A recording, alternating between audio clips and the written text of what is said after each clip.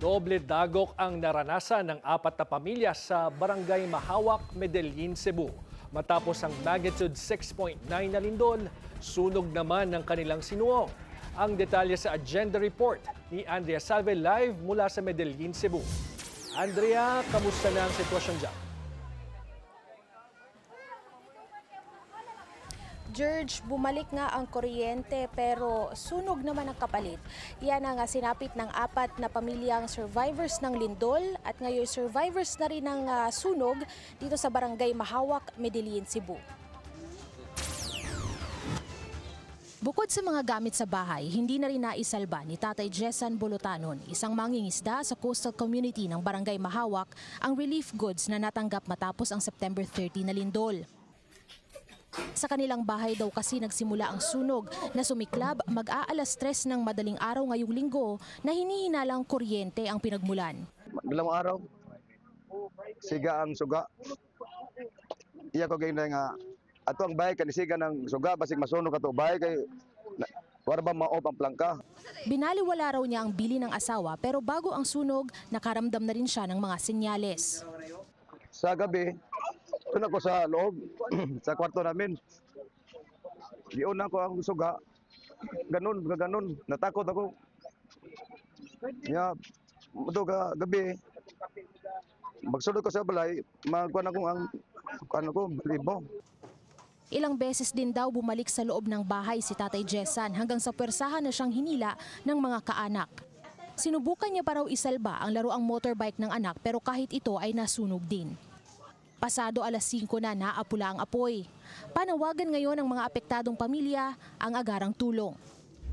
Para sa mga nais magpadala ng tulong sa bayan ng Medellin, may payo si Mayor Edwin Salimbangon para maiwasan at mabawasan din ang traffic sa Northern Cebu.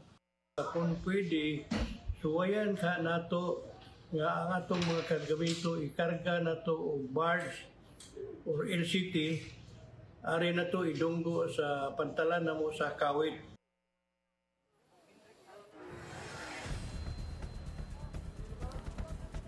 George, hindi na kasing traffic kahapon pero marami pa rin ang bumiyahe pa norte ngayong araw. Yan ay sa kabilangan ng pagtutol ng Cebu Provincial Government.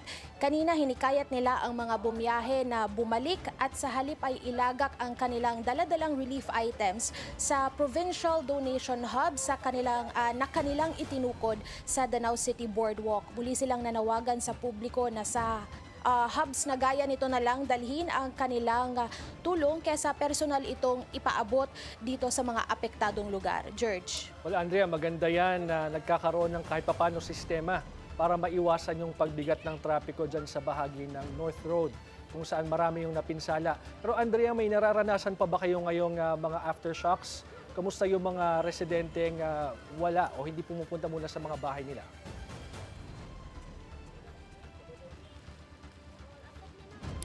Sa mga oras na to, George, takot pa rin, nangangamba pa rin yung mga residente, partikular na dito sa Barangay Mahawak. Hindi sila pumapa, lalo na dahil after nung nangyari kaninang madaling araw, na habang inaapula, sinusubukan nilang apulahin yung apoy, ay tumama naman ang isang malakas-lakas na aftershock. Kaya hanggang ngayon, nandito sila sa babang bahagi, nasa taas kasi yung kanilang mga bahay, nandito sila ngayon nananalagi sa mga tent dito sa baba. George. Kumusta naman yung weather dyan ngayon sa Cebu? Andrea? Pabadya-badya ang pag-ulan, George. Sa katunayan ay katatapos lang ng pag-ambon dito at super laki din ng gray clouds kaya kanina nangangamba kami na baka ay biglang bumuhos yung malakas na ulan. George. Oo, mag-ingat kayo dyan. Andrea Salve, nag-uulat live mula sa Medellin, Cebu.